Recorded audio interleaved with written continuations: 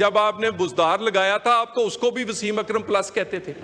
बुजदार वसीम अकरम plus बना दिया वो इसको। हमने मेट्रो ऑरेंज लेन चलाई, उन्होंने पिनकी गोगी ट्रांसफर पोस्टिंग चलाते रहे उसको कि कितने पैसे केपी को मिले हैं।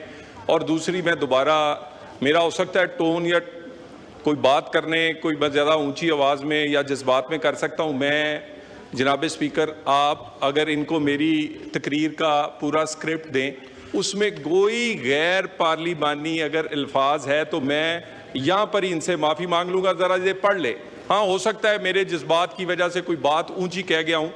इसे नंबर 1 सर, सबसे पहली बात ये है कि नेशनल एक्शन प्लान पे ये कहते हैं कि 22 ऑपरेशन करने पड़े, तो वो बार बार क्यों करने पड़ते हैं? क्योंकि जो सीटी ड्राइव है, जिसे counter terrorism drive national action plan के तहत बनी है, जिसमें तकरीबन 20 नुकात हैं, जिन 20 नुकात में से ज़्यादातर सूबों ने पूरे करने थे, वो जिस सूबे ने जितने अदारे या वो पूरे किए उतनी ही दहशतगर्दी उस सूबे में कम हुई है। मैं तो बिल्कुल वेलकम करता हूं कि इस डिबेट को जॉइंट हाउस में करें, अलहदा करें, इन कैमरा करें, स्टैंडिंग कमेटी में करें, केपी में करें, कहीं करें। मैं इसके लिए हाजिर हूं और वो आपको फैक्ट्स बताऊंगा, फिगर्स बताऊंगा, जो इनके फैसला आप ये खुद कर लें कि किस सूबे ने कितना काम किया। दूसरा, एनएफसी पे इन्होंने बात की, मैं ज़रा थोड़ी सी डिटेल हाउस के सामने रख दूं। सर, एनएफसी में जो अमाउंट अभी तक ट्रांसफ़र हुई है एनएफसी में, जुलाई 2010 से लेकर नवंबर 2025 तक गवर्नमेंट ऑफ केपी को 5,867 बिलियन रुपीस इनको दिए गए। सर, उसके बाद इनमें एडिशनल फेडरल सपोर्ट जो एनएफसी में दी गई है, उसमें इनको मैं वो भी सर आपको बयान कर दूं। इसमें न्यूली मर्ज जो डिस्ट्रिक्ट्स का अभी साबिक स्पीकर ने हवाला दिया, उसमें अभी तक 704 बिलियन रुपीस दिए गए।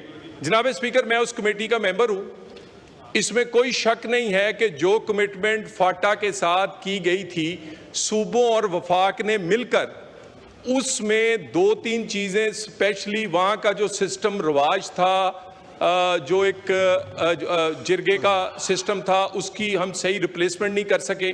वो पीएम ने कमेटी बनाई सर, उसमें सर तमाम लोगों को शामिल किया गया।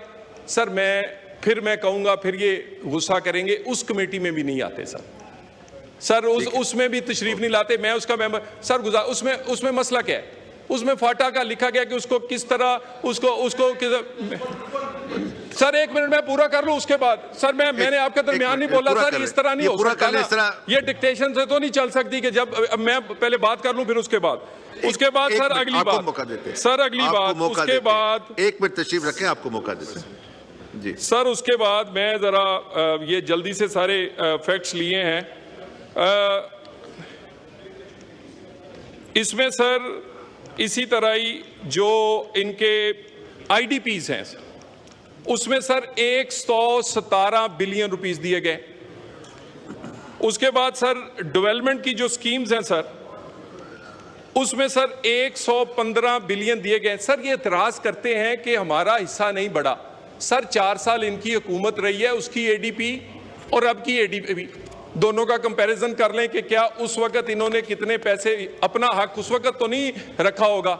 उसके बाद सर सिर्फ बेनजीर इनकम सपोर्ट प्रोग्राम से वफाक ने जो पैसे दिए हैं वो 481 अरब रुपया है। ये मैं सारे अरब पढ़ रहा हूं सर, ये 5,867 भी अरब थे सर, ये सारे अरब हैं सर। उसके बाद सर इनको 705 बिलियन एक्स्ट्रा 1% एनएफसी का पिछले इन सालों में दिया गया, जो किसी और सूबे को नहीं मिला। सर, गुजारिश ये है, मैंने तो दोबारा, अगर मेरी किसी आवाज़ से या मेरी किसी जज्बात से मेरे अल्फाज गैर पार्लिमानी हैं तो मैं गैर मशरूत इधर माफ़ी मांग लूँगा, लेकिन ये इनको ट्रांसक्रिप्ट दे दें। दूसरा, बार बार कहते हैं हमारा वज़ीर आला बड़ा पढ़ा लिखा है। जनाब हमने तो काम देखना है। जब आपने बुजदार लगाया था आप तो उसको भी वसीम अकरम प्लस कहते थे, आपने देखा, याद नहीं सर? यानी बुजदार भी वसीम अकरम प्लस था। ठीक है, तो इसका देखे ना, आपने फिगर्स दे दिए मार्केट जी, माइक खोलें। जिसने बुजदार वसीम अकरम प्लस बना दिया वो इसको, वो बड़ा जी उसको कहते थे उस वक्त एक इंतहाई पसमानदा सूबे से है, वहां बिजली भी नहीं है।